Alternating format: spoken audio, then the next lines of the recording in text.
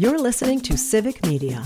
You can tune into any of our live shows on any radio station across the state with the Civic Media app. Find us in your phone's app store and listen anytime, anywhere.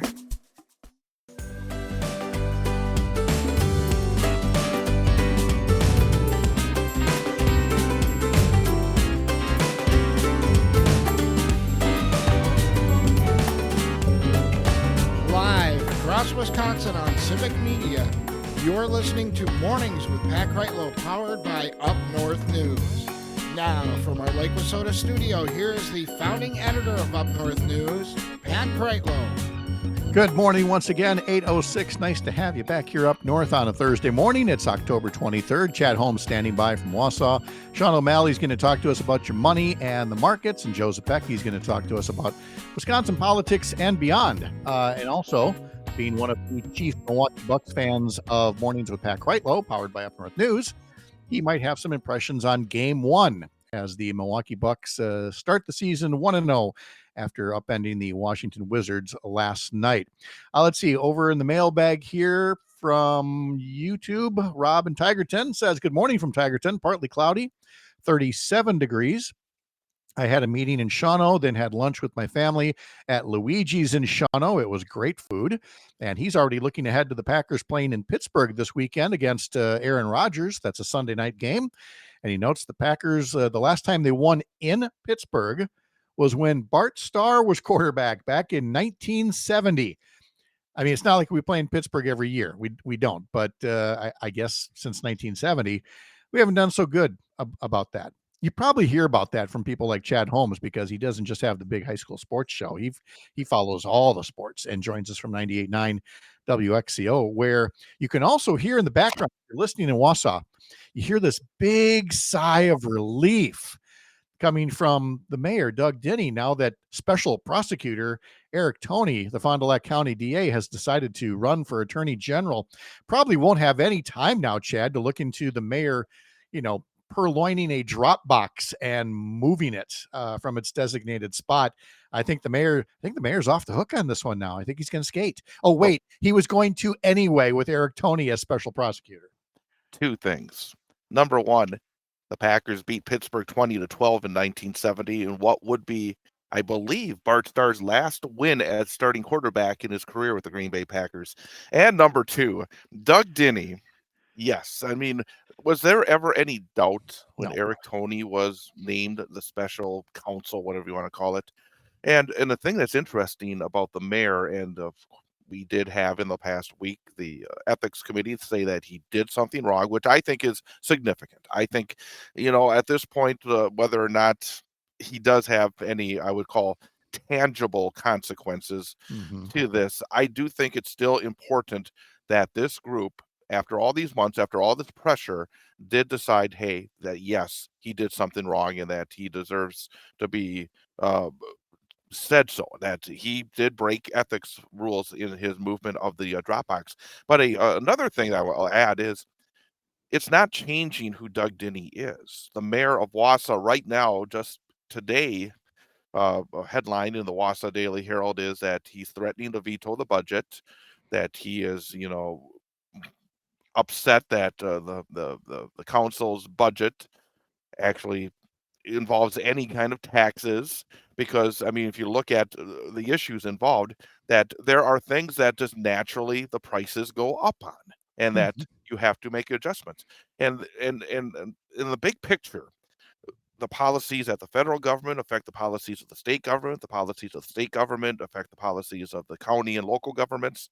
So Doug Denny is just, his first thing is he put out a release saying that, hey, the first thing that the council wants to do is raise taxes. Well, I agree 100% that every dollar of taxpayer funds needs to be guarded with your life, and that anything that we do spend on needs to be vetted exceptionally tightly. But the problem is that on the other side is they will never ever touch a dollar of taxes to the Ulines of the world, or the Diane Hendricks of the world, or all the wealthy people of the world. There has to be something in between that we have to start to, in terms of working on these budgets, where there's red lines all the time.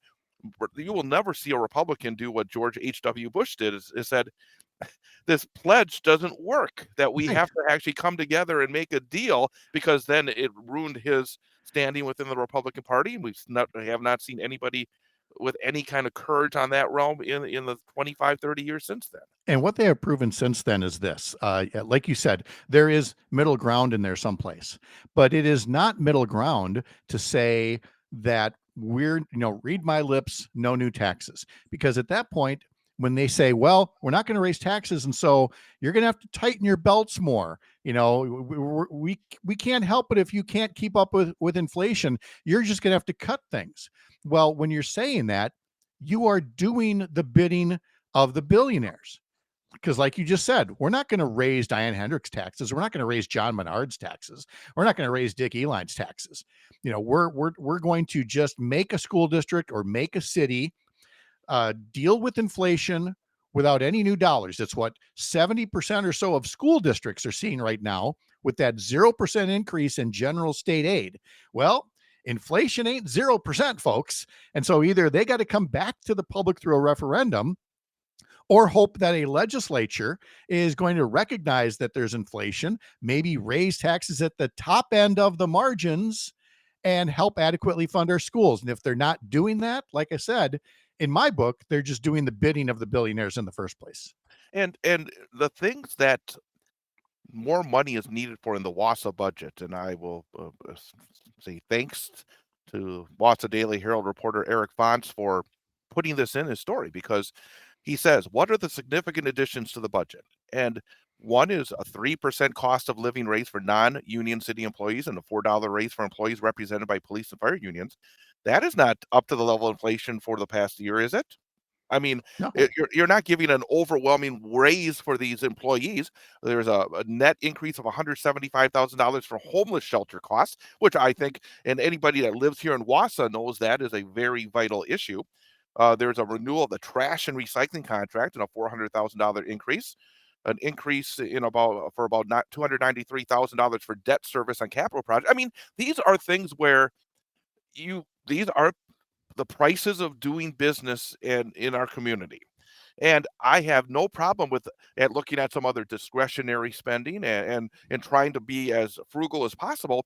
But you also have to look at the other side of it as well. And when your number one priority is, I'm never going to ask anybody that is doing well to maybe give a little bit more in order for the betterment of our whole community, then you have this loggerhead that nothing ever gets done with. Right. And we hear all the time, well, what it really is it's a spending problem. No, it's a tax That's what the mayor system. says, exactly. Yeah, It's always a spending problem. Yeah, no, it's a tax system that is out of whack when people at the higher margins pay a lower and lower, rate compared to, every blue collar worker, every nurse, every social worker, every teacher. When they're paying a rate that's even less than that, then that's a sign of a broken system, and it is not sustainable. We're talking to Chad Holmes from 98.9 WXCO. You can hear his updates throughout the morning here on Mornings with Pat Kreitlow, powered by Up North News. Hey, we, in our history lesson, wished a happy birthday to the folks over at Channel 7, which launched on this day 71 years ago, first as WSAU TV and then as WSAW TV, which they are now. And I share this only because it took until today, thanks to Wikipedia, which is never wrong, so it must be the case.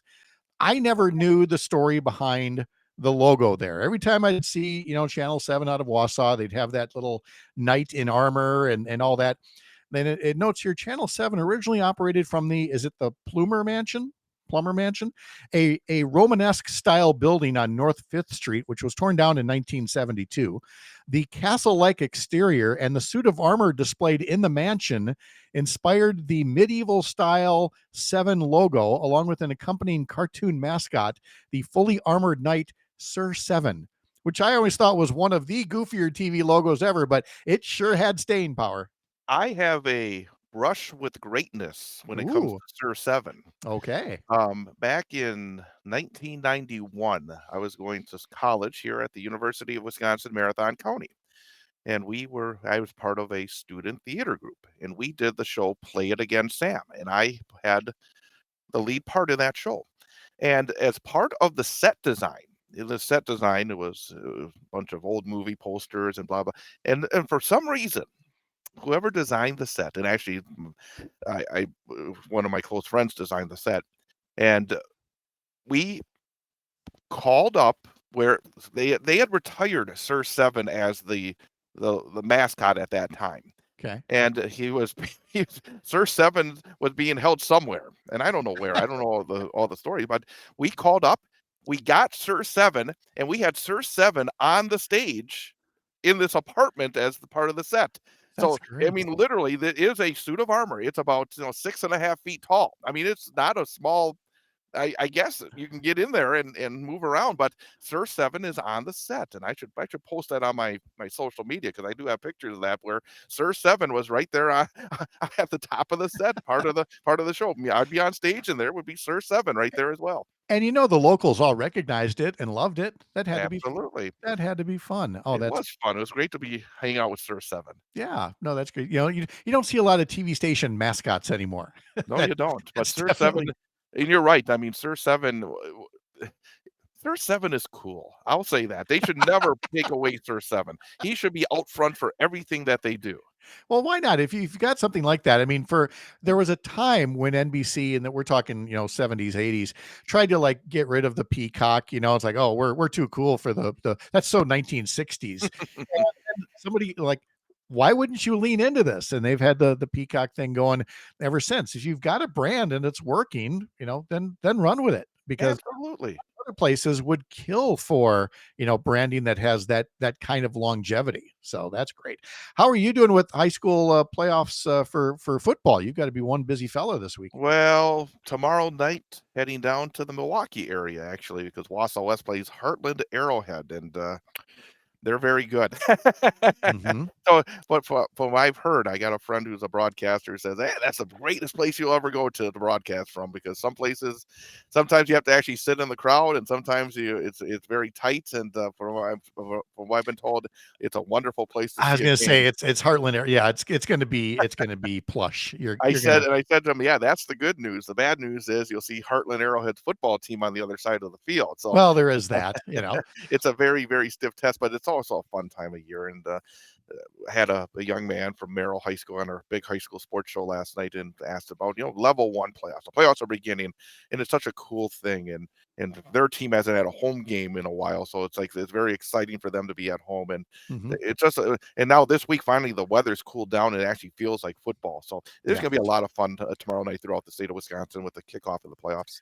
I saw a story here from Channel 13 about Altoona. Did not realize Altoona has never hosted a home playoff football game, and so they're kind of excited about that. And Yeah, it is cool. every so often you got to remember to put yourself back in your high school shoes about what a big deal that is, not just to be in the postseason, but to be able to play in front of the home crowd and everything. So you get to see. all I kinds of bet you happy know people. this. I bet you know this. Do you know the most famous Altoona high school football graduate? I do not. Fred Fuzzy Thurston. No, of course. I actually, yes, now that you say that, I remember hearing that a very long time ago. See, Many this is many why years artists- ago, Yeah. years ago, I think the only time I've ever been to Altoona, I went to a game. They were playing Mosinee, and there was some special event, and Fred Fuzzy Thurston was actually there, and I thought that was a cool Sure. thing. And Oh. the field's named after him, so That's very, right. very cool. That's right. I remember that now. This is So why Bart artists. Starr and Fred Fuzzy Thurston, both Green Bay Packer glory year figures. This is why artists Candy put in the him whole on discussion. Facebook. Chad Holmes is a great reporter. I call him a local hero for all he does in the community. Oh, Thank you, Chad. Appreciate it. almost as heroic as Sir Seven. Almost. Sean O'Malley is coming up next. You're up north.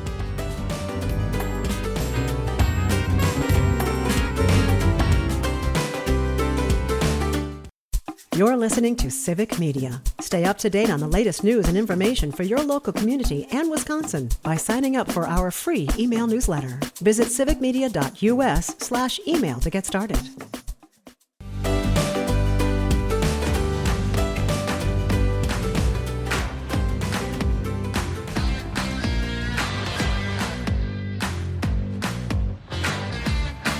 The Milwaukee Bucks were winners over the Washington Wizards last night to start off their 2025-26 NBA season with a 1-0 record.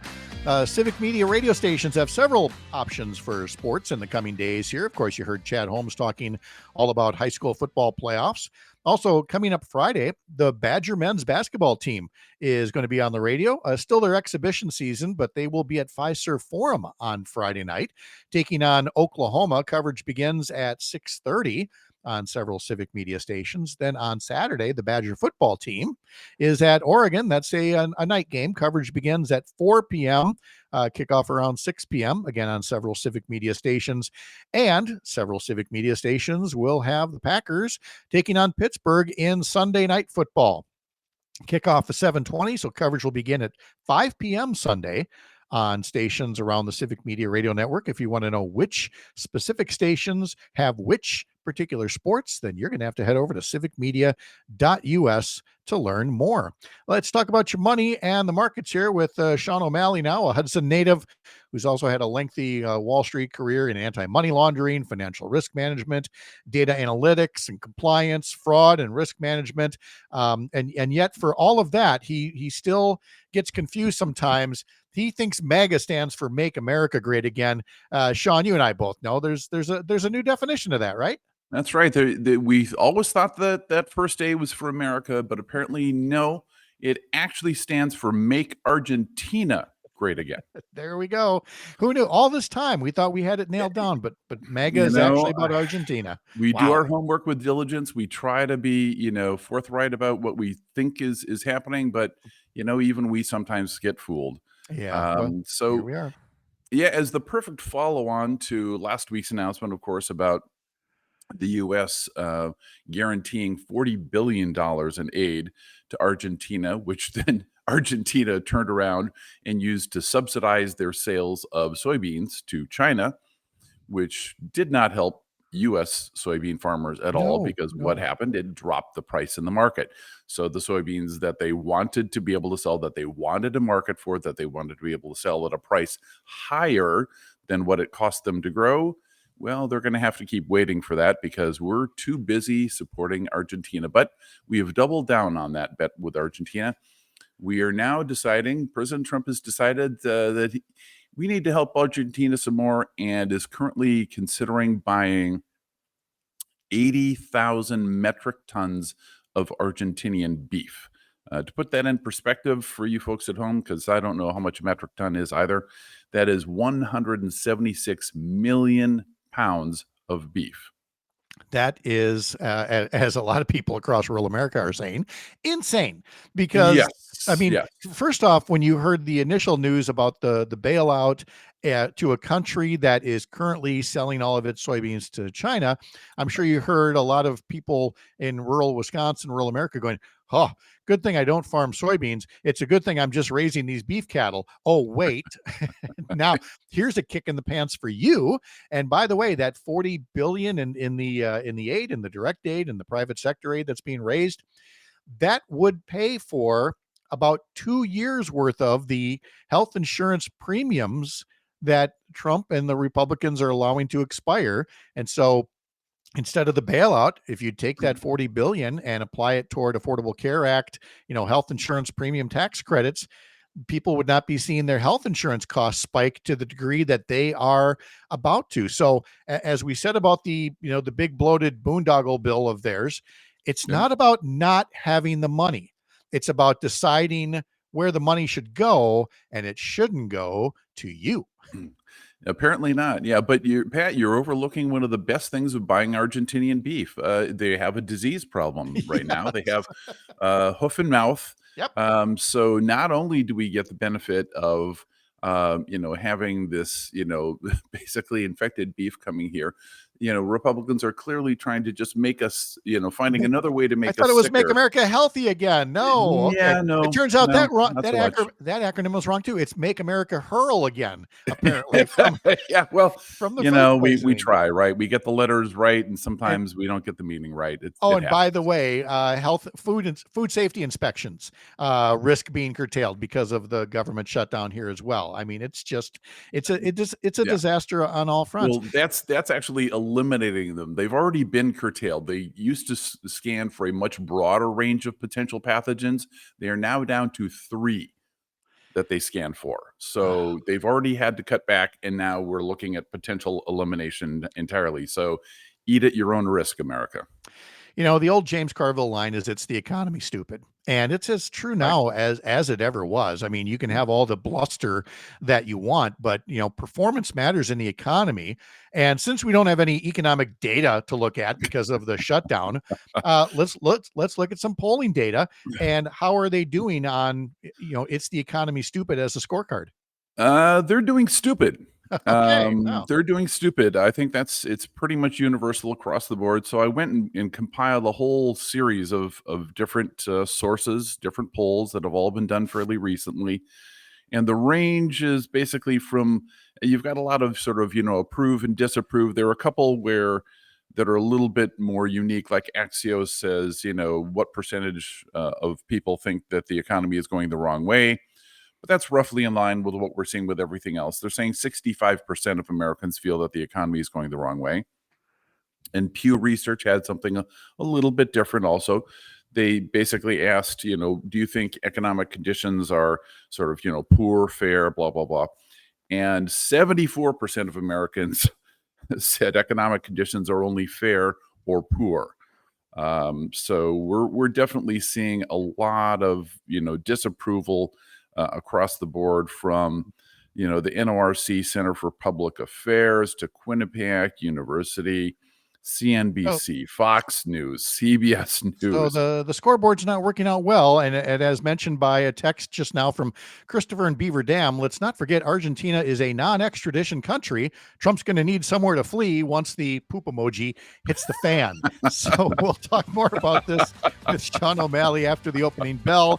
And then Joe Zepecki to follow. I'm Pat Kreitlow. This is the Civic Media Radio Network.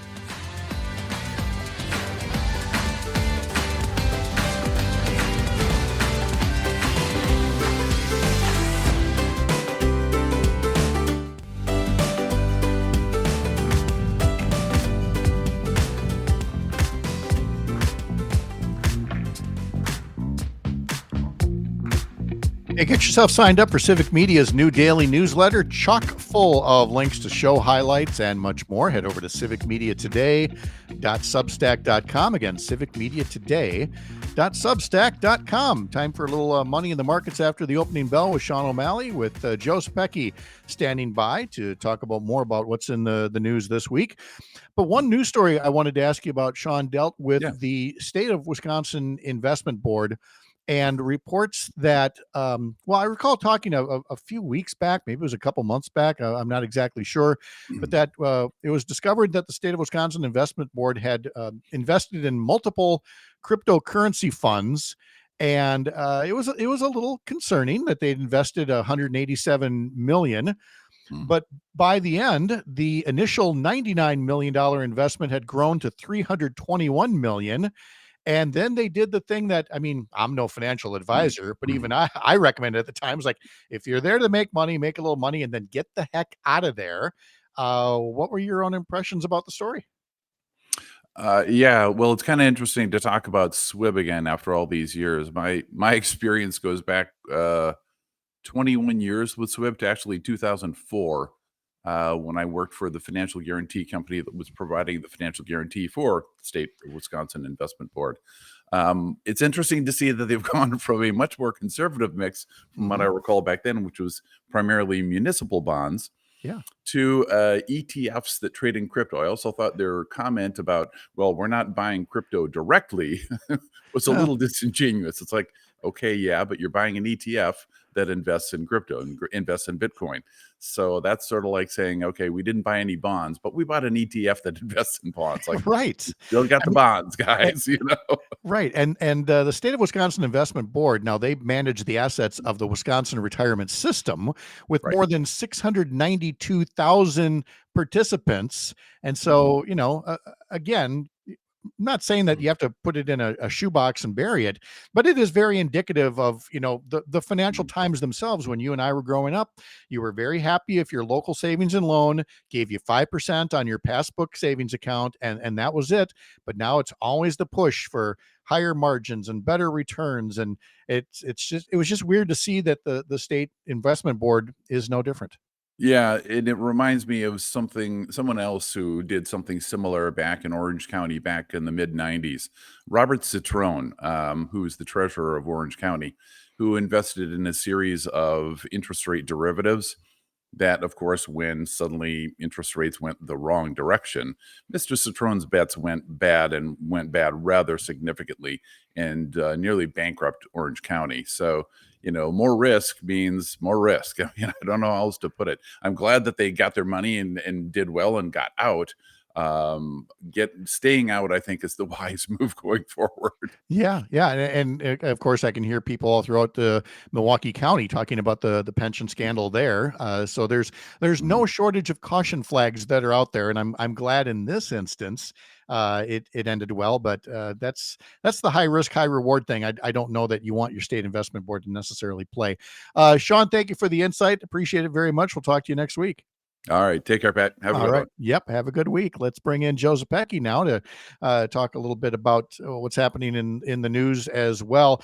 Joe, I'm sure you heard that discussion, and you and I have been around state politics long enough to know, and we're familiar with things like, the Milwaukee County pension situation that, I was very surprised to hear about, the state investment board making a big crypto investment like that. Maybe you're a little more jaded than I am and go, it's okay. They do what they're going to do.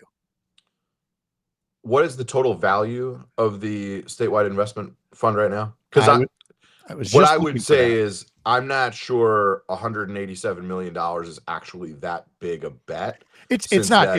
Yes, it amounted to less than 1% of their total assets, which were more than $162 billion as of last year. So yes, that point is very well taken. This is a lot like the obsession last week over J.B. Pritzker winning $1.4 million playing blackjack, which to you or I is like winning $500, maybe $1,000. Yeah. The scale matters. So I don't think people should be losing their minds about that. The statewide investment board is well run. It is one of the most well respected and regarded statewide pension funds in the country. And they know what they're doing. Yeah. And let me give proper credit. Some of these notes that I'm getting are from Ricardo Torres, a story in the Milwaukee Journal-Sentinel. But now let's turn to a story in the New York Times, and then a story, or an editorial rather, in the Milwaukee Courier. In both cases, if you're Mandela Barnes, the former lieutenant governor and potential candidate for governor, you got to be looking at these stories going, who did I tick off to get a story in the Times, in which you are quoted talking more generally about the race, but that casts doubts or expresses doubts of other people on Mandela Barnes's effectiveness in 2022 running against Ron Johnson and whether he should run again for governor. And then the Milwaukee Courier editorial, which is just flat out saying, Mandela, don't run, you can't win. Mandela's not having the best week right now. Well, let's keep everything in perspective. And one of the things that we know about Mandela Barnes is that he has never been an establishment favorite. Right.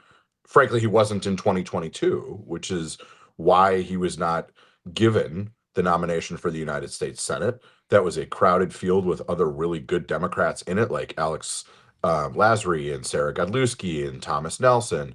And despite the fact that Mandela didn't have the full, support of the establishment behind him, he won that primary, and he was so far ahead that every single one of those other candidates didn't want to face the prospect of a huge loss to him, and then got out of the way so it could look like they paved the way for him. And, whether it's the primary challenge he ran against a sitting Democrat in the state Senate before he became lieutenant governor, or whether it's, the way that he is clearly perceived by the establishment right now, he's not a guy who's ever been the favorite. And given how much frustration there is out there with the Democratic Party, I'm not so sure that's not exactly where you want to be. which is running against the establishment. So that's my first thing that I just want to remind people about Mandela's reputation over the years. He's not afraid to sort of call people out, challenge the status quo, and that might be a winning message. But before it can be a winning message, he's got to decide whether or not he gets in the race. You mentioned that I was quoted in that story, and my take on it, I'll share with listeners, which is that, right now, this part of the quote they cut, but right now, Sarah Rodriguez is the leader, is the front runner in my estimation, given the amount of money she has reported raising, given the amount of financial support she has gotten commitments from outside groups like the Democratic Lieutenant Governors Association. She's in the catbird seat. That dynamic will change if Mandela gets in the race. He would be the front runner on day one, given his electoral history. And, that's my opinion. It's not a fact. We don't know until we see how this thing goes. But this won't be a rerun of 2022, where for as many candidates as there were in that Democratic primary, everybody played nice. There wasn't any contrast messaging. People weren't going after one another. In a gubernatorial primary with this many candidates, this many good candidates, nobody's going to be given anything. Mandela will have to earn it. And, if he decides to run, we will see what happens. But what I am frankly pretty tired of is this level of insider nonsense from operatives and activists who think they know better than the voters.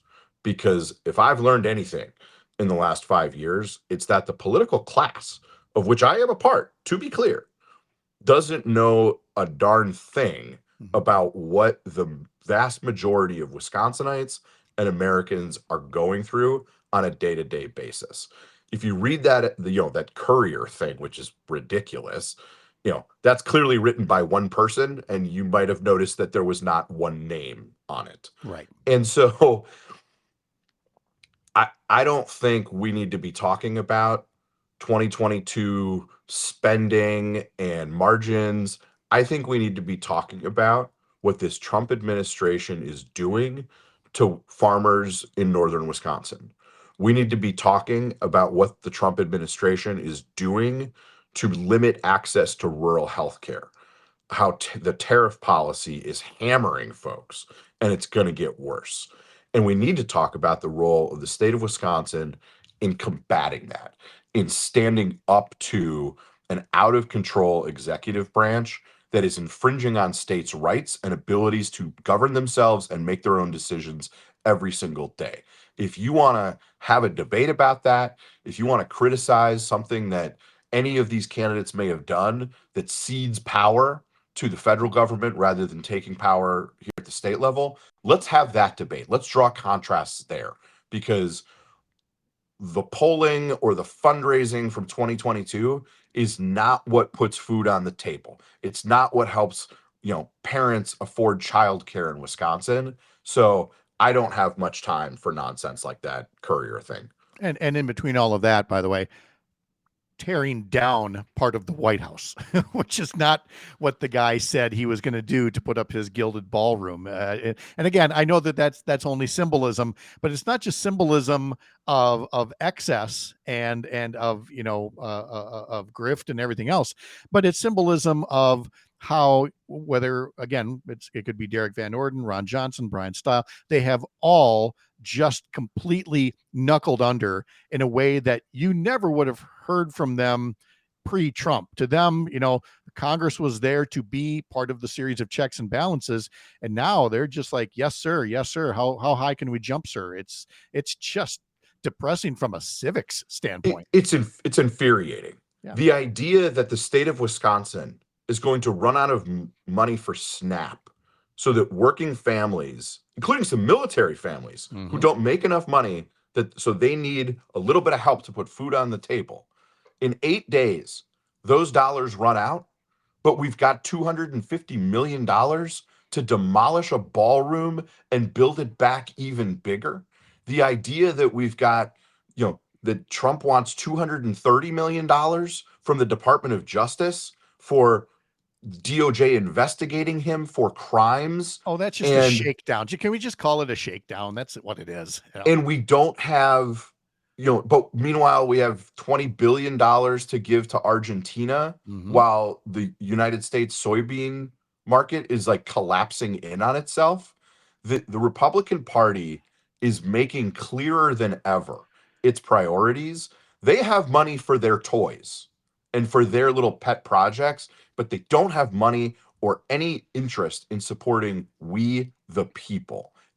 People should be infuriated by this, not because you're not allowed to, update the White House, right? It's happened before, but the idea that you get to do it without Congress, without local authorities, anybody listening to this, they try to add on to their house, they know they got to go to the village or the town or the city and get those approval. But Donald Trump doesn't think the rules apply to him, and Republicans in Congress are just going, whatever you want. Oh yeah, and enabling him to do what's only been done one time before, and that was the British in 1814. But anyway, we're talking to Joe Zepecki here, and on the other side of the break, we'll have some final news and notes from Lake Wissota, and the Bucks. They're 1-0. We'll ask Joe how they looked as well as we talk about that and his impression of all of the No Kings rallies that took place across the state and across the country. Tomorrow, of course, it'll be Friday. We'll have our regular weekend review guests, former U.S. Attorney Jim Santel, Mark Jacob, and Jennifer Scholze as well, helping follow the headlines of the day, as well as Dr. Kristen Lyerly from Pittsburgh. I'm Pat Kreitlow from Up North News. This is the Civic Media Radio Network.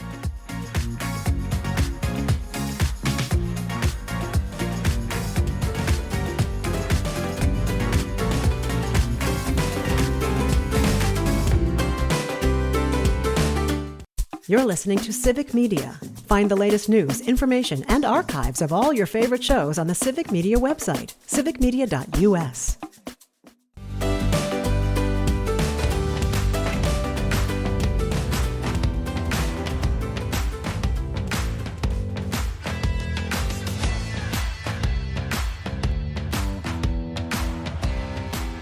All right, welcome back. It is 8:52 on a Thursday, which means Todd Alba does a little drop in as well to join me and Joe Zepecki in talking about the issues of the day, although Mr. Alba appears to be joining us remotely from, I don't know, is that sagebrush? Are you in the desert Southwest? Where the heck are you? Pat and Joe, I'm happy to be here. I'm reporting from Sun Prairie, where Jimmy the Groundhog and I are waiting to see if Dr. Jill Underly will emerge in a committee hearing today. Look at this. We're seeing if that. No. I'm on my way out to Richland County, and so I stopped here, beautiful Black Earth next to the Black Creek here. So a beautiful day. And I got my Joe Thomas Hall of Fame beef hat on because, if Donald Trump was as adamant about keeping beef out of the country as he is actual Argentinians, we might have something. Well, yeah, there is something to be said for that. So Todd will have all this and more from 2 till 4 this afternoon. Joe, you did not get a chance to watch the Bucks season opener because you're on the road for work and doing things, but you checked out the box score. Joe, how you feeling? 1-0 at this point. The numbers that Giannis put up in just 27 minutes, look out, league. The association has not seen Giannis play like he's apparently ready to go this year.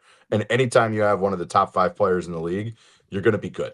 Whether they've put the right pieces around him to contend, that will emerge over probably the first 50 games of the season, but a very good start. Todd, you've been so immersed in the movie No Packers, No Life, and before that, the Brewers movie. Can we get you to put on a Bucks hat for just a moment and tell us if this is the year? I think it is. I mean, one of the cool things, I did not watch the entire game, but Joe's a much bigger fan. I wait until the season actually starts in May, and then I get excited. But I thought one of the cool things of the organization was the welcome video and everything they had. Welcome back for Chris Middleton. Yes. I thought that was all class, and there's a real relationship between he and Giannis, and I just thought that was really spoke well of the Bucks organization. Yeah. Again, much like the Willie Adames welcome back, it was a nice moment. We need moments like that in sports now and then. Joe, what's your impression on the No Kings marches around Wisconsin and around the country last weekend? Incredibly moving to see so many ordinary Americans, not your typical activist, like every day, every week protesters out there. The number of veterans who were out there living up to the oaths that they swore to the Constitution when they served and saying, this is not who we are. There is nothing more American than protesting the idea of a king. And I know that some of the pushback on the right was like, Donald Trump's not a king. He won an election. And I guess my question was, No Kings doesn't have the name Donald Trump in it. No Kings is a bedrock philosophy that this country was founded on. If you are criticizing the No Kings marches and protests, I guess my question is, when did you become pro-king? Do you think we should have kings in America? And I haven't gotten a very good answer to that. Well, it's kind of like Antifa. It's like, wait a minute, that stands for anti-fascist. Are Right. you pro-fa? Or do they think that the right time to protest against a monarch would be after that monarch throws out the Constitution and says we no longer have the ability to peacefully assemble and demonstrate against the government? I don't know what they want us to do. And that is a real concern. How is the view from that of a former Republican, and again, not a Democrat, but a former Republican who spent many years at the state capitol watching Democrats and independents and some Republicans marching over the weekend, Mr. Alba? Oh, I think it's fantastic. Exercising First Amendment rights. I think overall it gives people a sense of belonging, because I think in this world we're all stuck on devices. It's like, is anybody out there? That's a line from a musical. But I think people found out, yeah, there's a lot of people out there like us. And I'll just note the act. We had 100,000 people show up during Act 10 against Scott Walker. My former boss was the only Republican to vote against that, and he was on this committee that oversees the state capitol. And there was all this, all this damage. There was almost zero damage to the state capitol. 100,000 people showed up. And I think it just, once again, No Kings Rally proves Americans can do it peacefully, joyfully, celebrate America, and rise up against, once again, tyranny 250 years later. Yeah, well, somebody continues to prove why there's the need for these demonstrations. Todd, I know that you talk about Wonder State Coffee quite a bit, but in the comment sections on YouTube from somebody named Dylan, Todd, if you're looking for good coffee on your way to Richland County, stop at 1855 Coffee House in Mazo. Really? Well, I'm going to be going through there in about 10 minutes. Maybe I'll have to do that. There you go. Did you know that there are Kreitlos in Mazo, Maine that I've never met? Really? Yes. I can stop by and say hello if you want me to. You can do some really dreadful investigative work on my behalf. We're all about bringing people together, Pat. So Kreitlo on Kreitlo, that'd be fantastic. Sure. That's where we roll from here. Joe, you've got the little time there, and then you're coming back for the start of the week here. Now that the No Kings rallies are behind us and the shutdown just rolls on, I kind of feel like, how does the public not lose the momentum coming out of last weekend, and we just continue to see pain pile up from this shutdown? It's almost a helpless feeling. Can people do anything? Yes, they can. They can call their Republican members of Congress. There's 5 of them across the state of Wisconsin in the House. There's United States Senator Ron Johnson, and the tens of thousands of Wisconsinites who get their healthcare plans through the Affordable Care Act. Next week is when open enrollment starts, and there is going to be sticker shock. Oh, yeah. And we need everyone to understand that the reason that Obamacare healthcare plans are spiking in price is because Republicans refuse to extend premium tax credits that have been on the books for years. They got $20 billion for Argentina, but they don't have enough to make your healthcare more affordable. They got $250 billion or $250 million for a ballroom, but they will not make your healthcare more affordable. Continue to ride them on that. All right, Joe Zepecki, safe travels for you, and Todd, who's got the hat and the shades on. It looks like he's about to shoot an elk that's going to come out from behind him here. I don't know what hunting show I'm watching, but this is a true sportsman right here, hunting wabbits.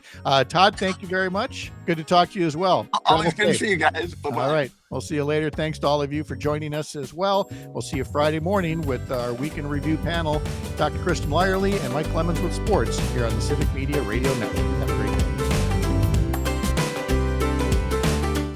The national news cycle never stops, but it can be hard to find news about your local community. Civic Media is dedicated to providing quality local and state news coverage across Wisconsin. With the Civic Media app, you can get notifications about local stories that matter to you and your community. Find the free Civic Media app in your phone's app store and choose notifications from the menu to tell us what kind of news you want to hear about.